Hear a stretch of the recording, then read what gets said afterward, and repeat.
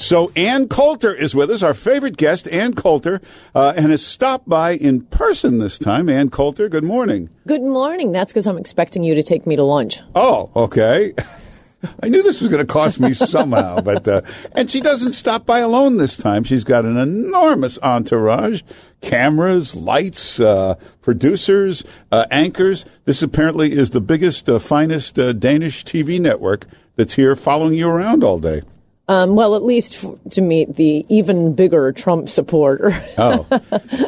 But in addition to this microphone on the air, they have put a microphone on me and on you, so we're mic'd up. So even out in the hall there. Right, they're going to get an Access Hollywood tape out of us. Yeah, so they were, So you know about grabbing... you got to watch what you say when you walk around with this mic on. Which brings me to... Oh, here we go. No, this is all pro-Trump, this part. It is anti-Senator Dick Durbin. I have a few points on that, many of which I'm sure you've covered with your listeners, but maybe not. Okay, so first of all, Dick Durbin has falsely described private meetings before. He did during the Obama administration. He said that Eric Cantor came in and insulted President Trump. Both the White House denied it. Eric Cantor denied it. No, Durbin has these fantasy conversations in his head. So, okay, the leak is from Durbin. And then like 2 days later, all the news organizations, CNN, Time Magazine, they run headlines. Durbin confirms. Wait, he leaks it and then he confirms it? But so far we have only Durbin's leak, only Durbin confirming it. Right now there are 4 people at the meeting who completely deny it. One, Trump. Okay, you might discount him, but Senator Cotton, Senator Perdue, Homeland Security Director or Secretary, Kristen Nielsen. All 3 say he absolutely did not say this. And if you've been watching MSNBC, and I know you have been, their position is, why are Cotton, Perdue, and Nielsen lying?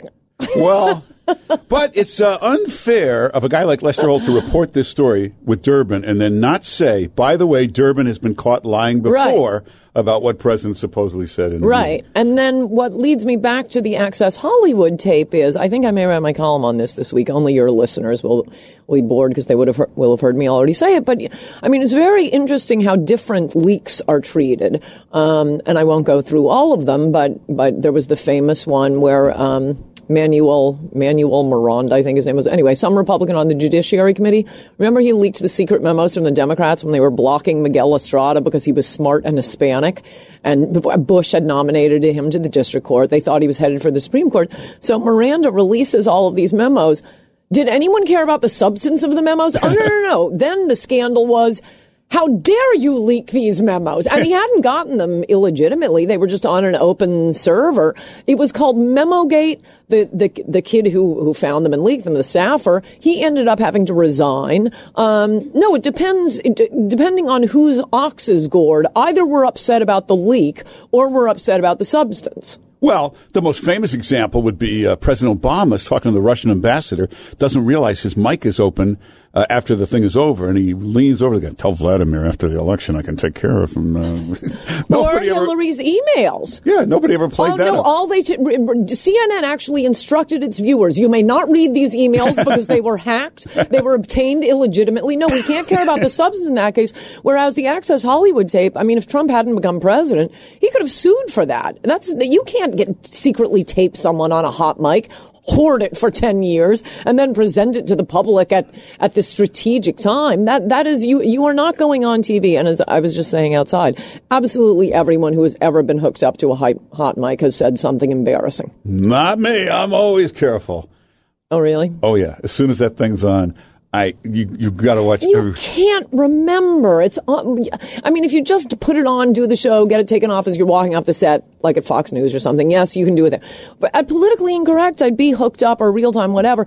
A lot of these shows, you're hooked up for an hour and a half before the show. I'm going to the bathroom with the hot mic on. And Contessa Brewer, of course, famously on the hot mic at MSNBC, dissed her sister-in-law before Thanksgiving because she forgot she had the hot mic on. No, it's outrageous to use anything someone uses on a hot mic, but it does fit back into the overall theme, depending on if a leak about a Republican, if it hurts the Republican, all we care about is the substance, it must be taken as true. If the leak is about a Democrat, how outrageous that this leaked.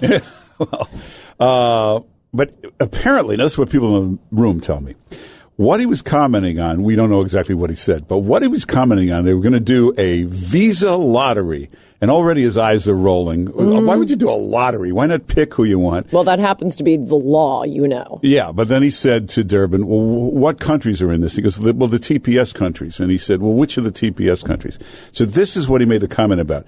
Durbin read a list of 15 countries. It was Syria, Yemen, Sudan. Yes, the desirable ones. Nepal, Nicaragua. So supposedly at the end of that, he said, why is it just these blank countries? Why don't you mix in some, the reason he said Norway, before this meeting, he had just met with the president of Norway, so it was on his mind. Right, though I can think of other reasons. Well, all right. If Anne had been in the meeting. No, that's right. And the most outrageous lie, there's only one person at that meeting, number one, who's been caught lying about private meetings before, and number two has already retracted part of his statement, and that is, once again, Senator Dick Durbin. He clarified with Jake Tapper of CNN that when he said, and it was the ugliest thing, allegedly, that Trump had said, which was about the Haitians, get them out. Get them out. It sounded like get them out of the country. Durbin later had to retract that and say, no, he was talking about getting them out of the temporary protected status deal. He was actually saying the opposite because they're still suffering from the earthquake.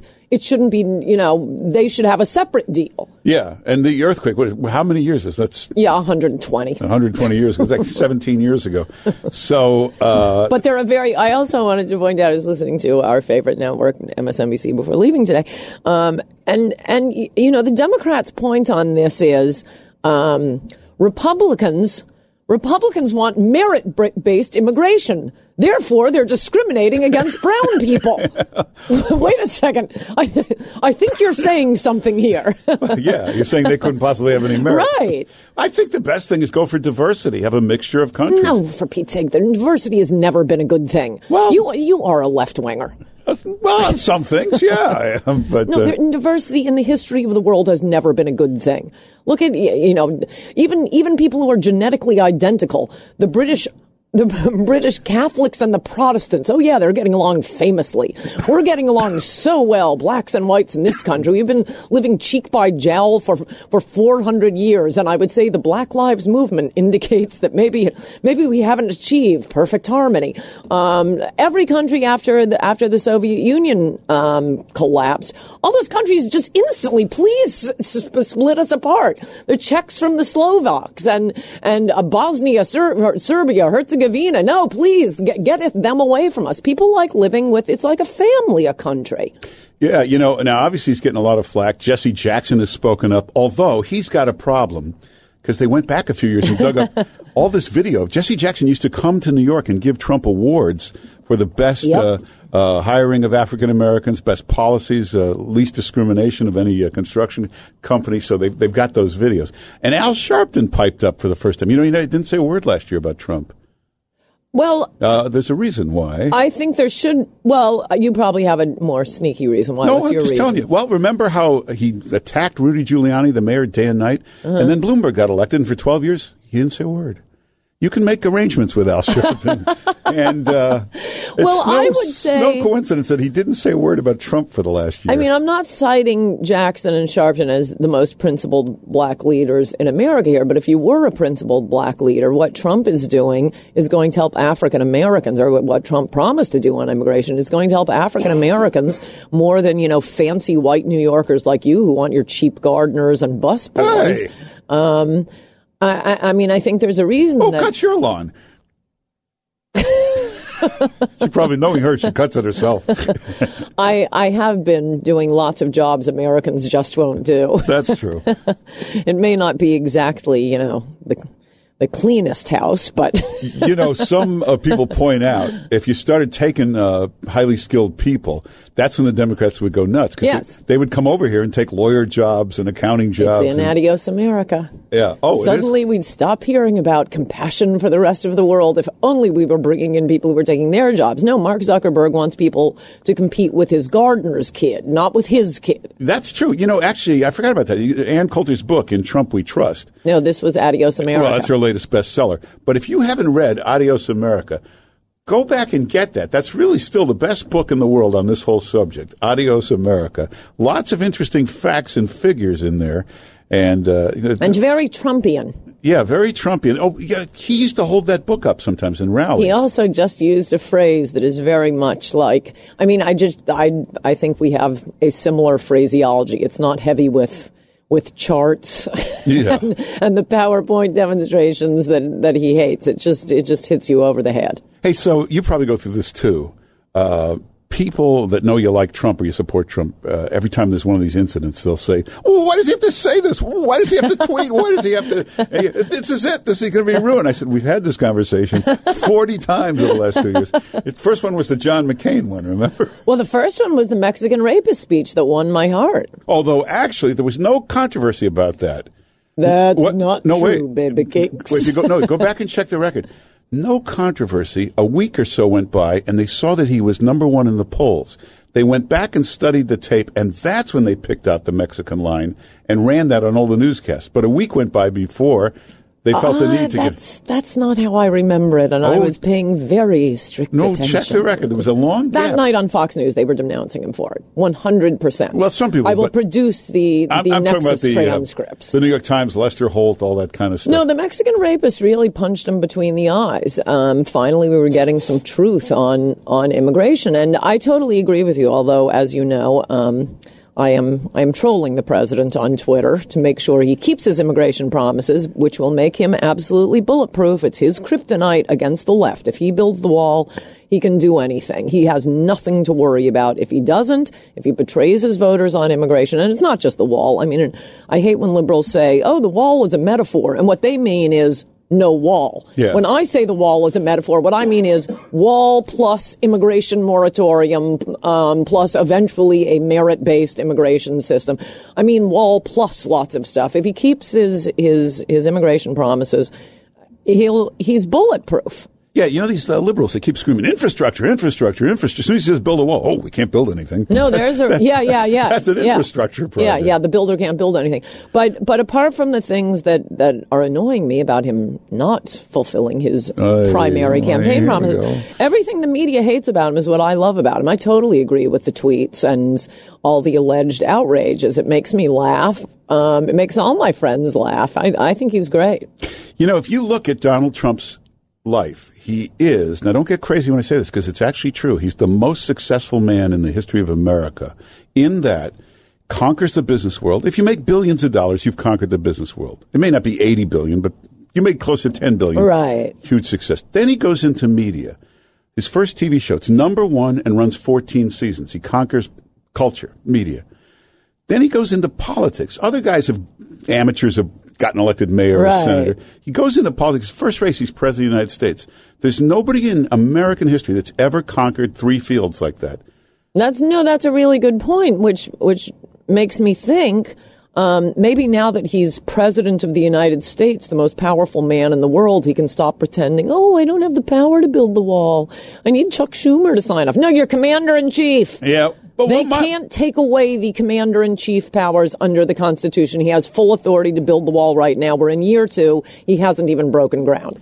Yeah. And my point is, if a guy's been that successful more than anybody in history, stop criticizing the way he does things. Stop criticizing his tone and start copying it because it obviously works. Well, I think Republicans might want to learn from that, but please don't let them hear you say that on MSNBC. Since that S-hole comment was alleged by Senator Durbin, it has been the most fun TV watching since election night. Oh, that was great. And CNN that night, their heads were exploding. Every host cried. And it's going to keep going, by the way. It is going to be so fun because nothing makes liberals happier than being sanctimonious and self-righteous about race and calling other people racist. If they keep this going to the election, I won't be as worried as I am now about the midterm elections. You know, you got one thing though. They can't seem to find the hook to attack him on. They try racism, that doesn't work. They go, he's colluding with Russia. Right. They can't seem to find anything. They go back to racism. It was fat shaming. Don't forget that one. That was my fave. Yeah, let's try racism again. And now we see in the New York Times, I guess they're going to start this again. His conflicts of interest, his businesses are profiting. All the people visiting to see him are staying at the Trump Hotel. Meantime, everything in his business is down 50% because of the boycotts and protests. So in the end, he's not profiting from this. Oh, that's interesting. I didn't know that. But again, it doesn't matter if he keeps his promises on immigration. You know, on this Russia thing, sadly, I can't watch my favorite TV show since Oberman went off air, Rachel Maddow, because all she talks about is Russia. And I would guess that basically since the election, every 3 or 4 months, I say, okay, screw it. I'm going to figure out what's going on in this whole Russia thing. See if there's really something here. And I always emerge angry at them for making me look into it. No, it's, she's like... No, it's boring and it's nonsense. It is, but it's and it takes forever to figure out what they're even talking about. And now they're down to, okay, there was no collusion, but the president exercising his powers as the president of the United States, it's somehow obstruction of justice. No, it can't be if he's doing his job. I mean, you can obstruct justice as president, but not if you're doing something that's part of your authority to do, e.g., firing Comey. Yeah, and the week before, every major Democrat called for Comey to be fired, and you can cut together the videotape and just run it. Oh, no, it was a very stupid decision. Do not defend the decision. However, it is not a criminal offense. No. Let's run through, hey, we haven't talked about the big story in the Wall Street Journal today. Let's get to that next. Okay. We'll do that in a moment with Ann Coulter and the Danish TV crew that's here filming the whole thing. Very attractive Danish TV crew. Yeah, very attractive. Ann's very picky about her entourage. Yeah, but most TV crews, you get TV producers, anchors, they're always very attractive. No, but even the cameraman's good looking. Yeah, that's true. True. We want to give them all immigration cards, get them green cards, citizens. Hey, also, you're going to have a chance to win $1,000 right after the news coming up at the top of the hour. Check out the webpage. We've got a lot of great stuff up there today. The Minnesota Vikings, was that the most unbelievable play ever? Yeah. You didn't see this angle. They have this special sideline camera. Watch this angle. It's unbelievable. And then SNL did the best sketch of the year, although they don't set the bar very high, but this one was funny. Watch this takeoff on Wacky Mika and Crazy Joe. It's very funny. Oh, and the real truth about the S-hole countries. This is very funny, this video. And then, you know who's made the most racist comments? Joe Biden. Take a look at this video where they're all, well, watch them all cut together. It's pretty amazing. It's all up on the webpage. Go to 710WOR.com, then go over to the Mark Simone page, or you can just go to 710WOR.com/Mark. Well, Ann Coulter is with us this hour. She's actually in studio and being followed around, as usual, by TV cameras, microphones, and they're from Danish TV. Is there a name for this network? The what? TV2 Denmark. TV2 Denmark. And they are considered the best, finest, is it cable news? Broadcast news in Denmark. And it's a little country. There's probably not a difference. No, it's a very high-quality country. Yeah, there's I know. A lot of famous Danes. Give me a minute. I'll think of someone. Victor Borga. He was a great guy. He was a friend of mine, Victor Borga. All right, what are we up to so far? That's one. Who? Hans Christian Andersen. Oh, yeah, that's great. That is a big one. All right, we're up to probably actresses and actors, right? There you go.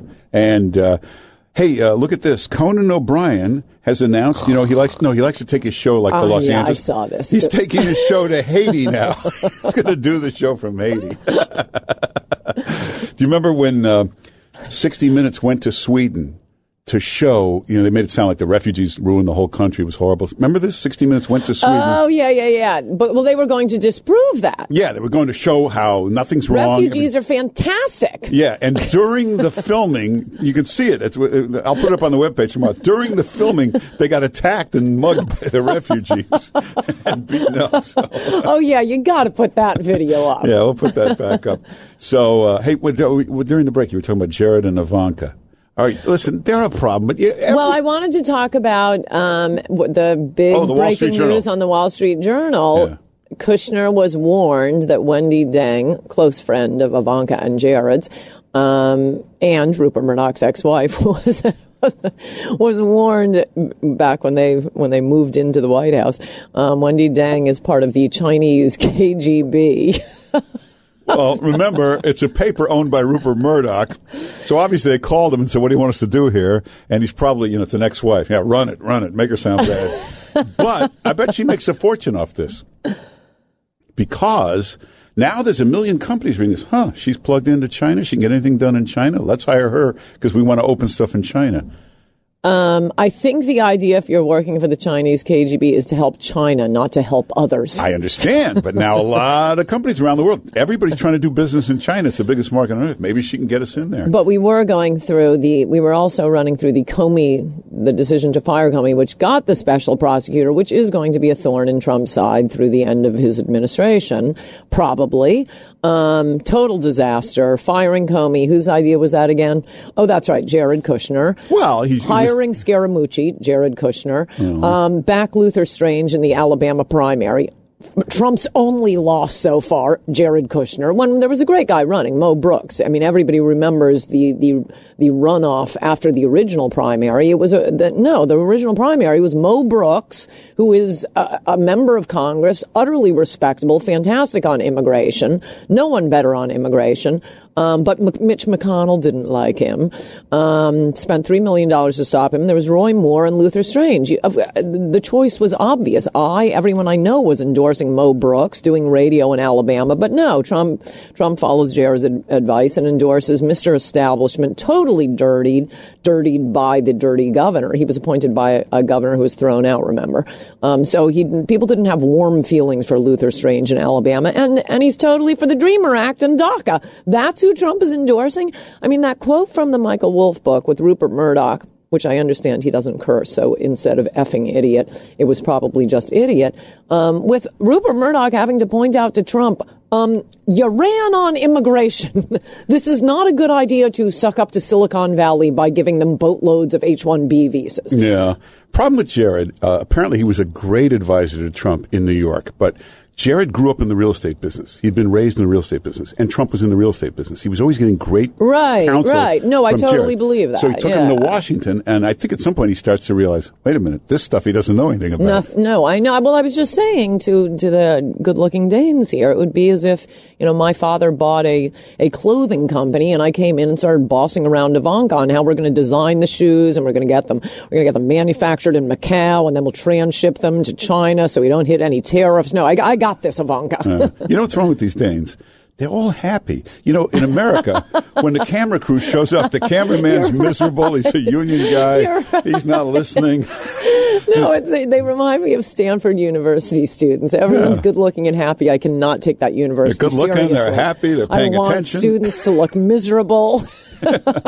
Anyway, we've got to take a little break for the news. Hey, coming up after the noon news, you'll have a chance to win $1,000. More with Ann Coulter. We'll take some calls. You want to take some calls? Yeah, definitely. All right, so we'll do that and a lot more just ahead on 710 WOR. Let's get to the latest news. Here's Michael. Well, Ann Coulter is with us in the studio, and we'll take some calls, too. 800-321-0710 is the number. And she's being tailed and trailed by this Danish TV crew, filming every little thing.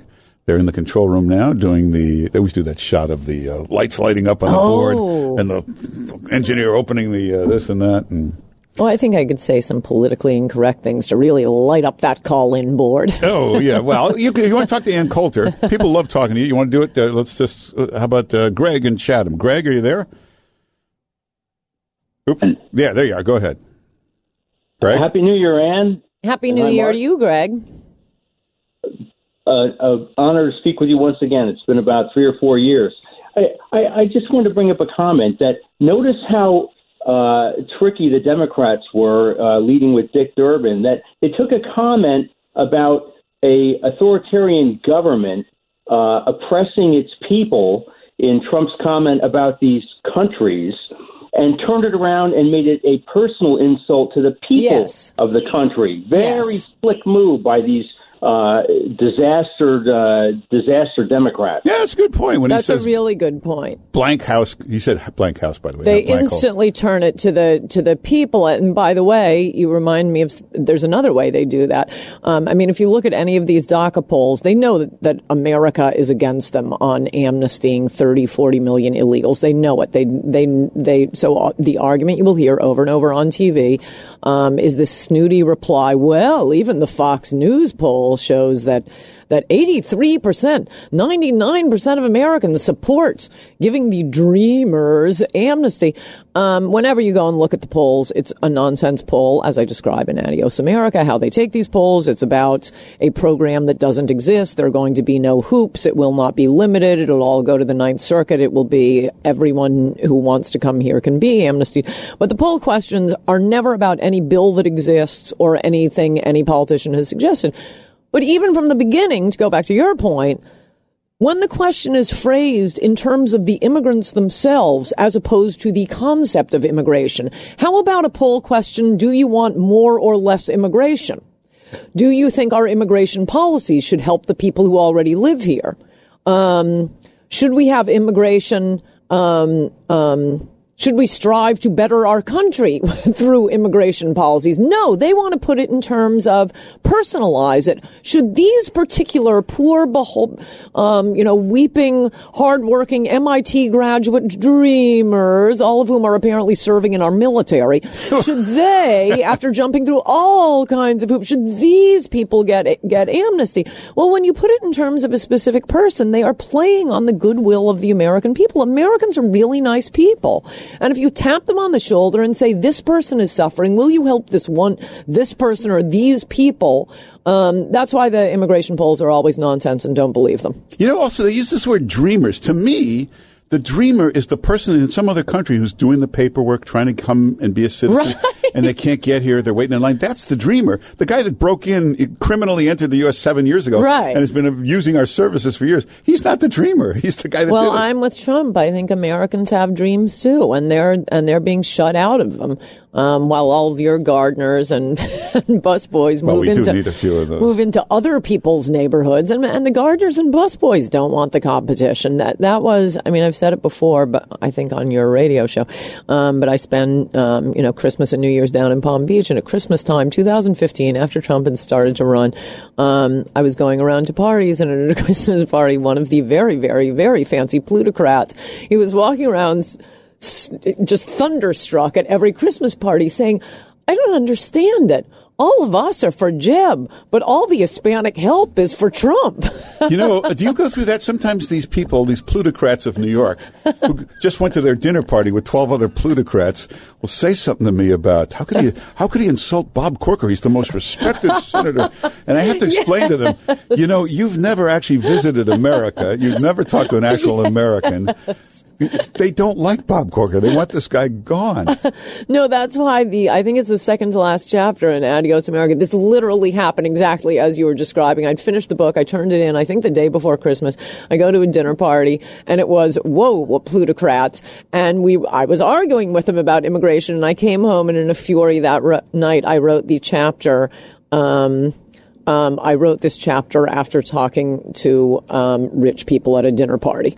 Because they know nothing. You're totally right. No, I go to America. Yeah. I give speeches. And in defense of the plutocrats, the Jeb system is great for them because guys like Jeb or Hillary, you make enormous contributions. You make big donations.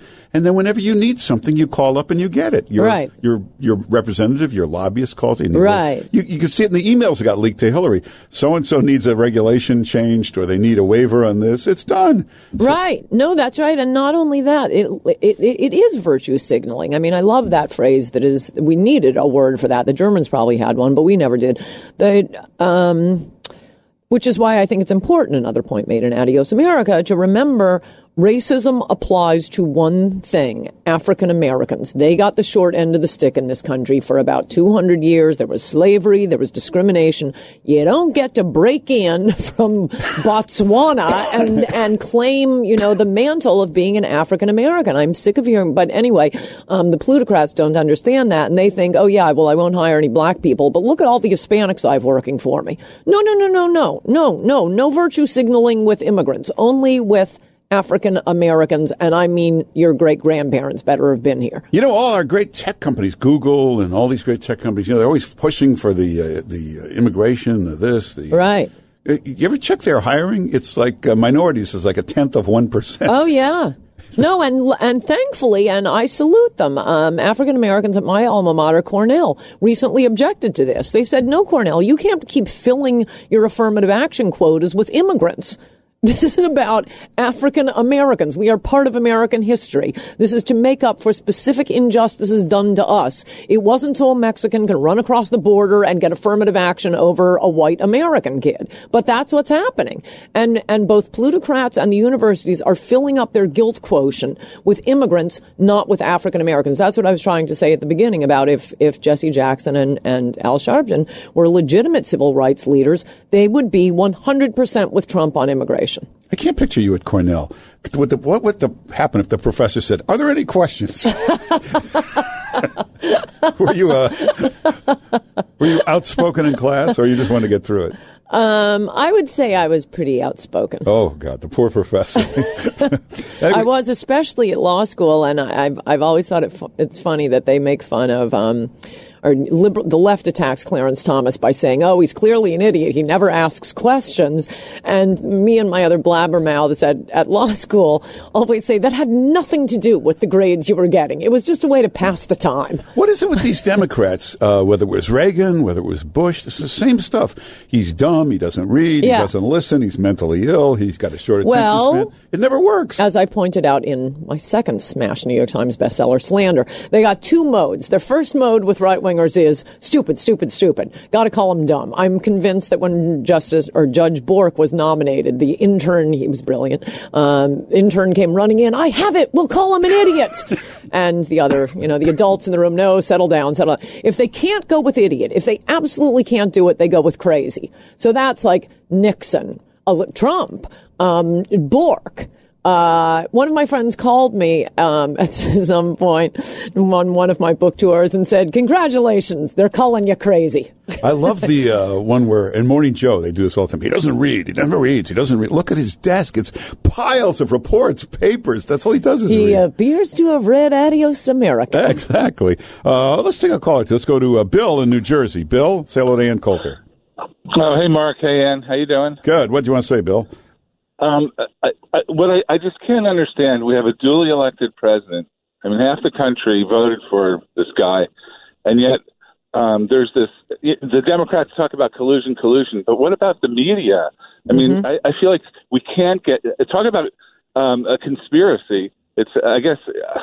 That's a good point. That's a great point. If anybody tampered with the election, it was NBC and CNN. And yeah, is there anything the average citizen can do? I mean, we're getting this. I'm so tired of this. Day after day, finding the latest nugget to bash him over the head with. I was just thinking that. Thank you, Bill. I think that is such a great point. Like Mark, we enjoy hate watching, and every panel on MSNBC and CNN will be, three liberal Democrats who hate Trump, and then, for balance, we'll get Rick Wilson, Steve Schmidt, Nicole Wallace, who, they also hate Trump. Okay, maybe he didn't get a majority of the popular vote, but there were at least enough people in America to vote for Trump to make him president. They can't find one of them. They can't find one person who actually, or on the New York Times editorial page. Yeah, it's always you can't find one conservative who actually voted for the duly elected president. Yeah. And again, Ann is not looking for a job. I'm not a job type person. But come on. In France, the president is now looking at the president of France of some law to outlaw fake news. They're trying to figure out what that would be. Oh, for Pete's sake. Well, this is why we broke away from Europe. No, but you could have a thing where if you leave out part of a story, you have to put it back in the next night. Like, they always say Trump was sued for housing discrimination in the 70s. Right. They never mentioned he wasn't sued. It was every real estate company in New York got sued at once. They sued them all. It was a revenue generating thing because they knew they'd all settle. So you have to include that in the story. Right. Well, also his father was renting. I mean, it was a heavily Jewish area. I don't think his Jewish clients would have put up with any discrimination. Yeah, but also, let's say you're reporting the Dick Durbin stuff. You should include, by the way, Dick Durbin has been caught lying before about things presidents said in meetings. Well, that's why John Stuart Mill said we need more speech. People can listen to you and me and find that out, but I do not want the government making sure The news is including everything. No, that's behaving like Twitter. Right. I'm getting a little upset with, by the way. Do you have Jack Dorsey's address? I got to send him a letter. Yeah. I've been getting a report once an hour, and Twitter keeps saying, we reviewed this tweet and it does not, and it's fine. So we've done nothing. But I'm sorry, this is violating their terms of service to keep emailing me that someone is reporting me. Oh, really? No, yeah, I mean, they keep approving the tweets. Liberals don't seem to understand that a joke isn't a violation of terms of service. No, I never get that. Hey, you're like Trump. Tone it down a little on that Twitter. We'll come back in a moment. You can have a chance to win $1,000 right after the news coming up. Check out the webpage. There's a lot of great stuff up there. The real truth about these blank hole countries. Watch this video. It's very funny. And